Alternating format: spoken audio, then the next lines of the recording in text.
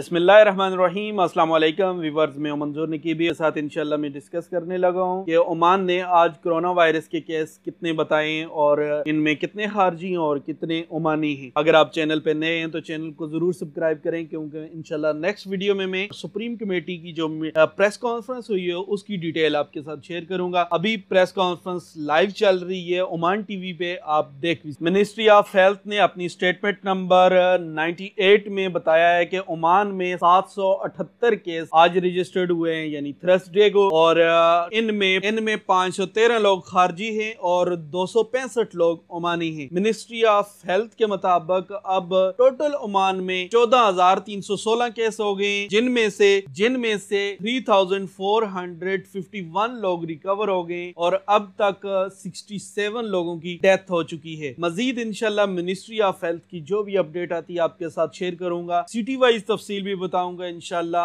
आपको अपने शहर की तफसील जानना चाहते हैं तो चैनल को सब्सक्राइब करें, कमेंट्स में अपने सिटी का नाम जरूर लिखें, वीडियो को लाइक जरूर कीजिए।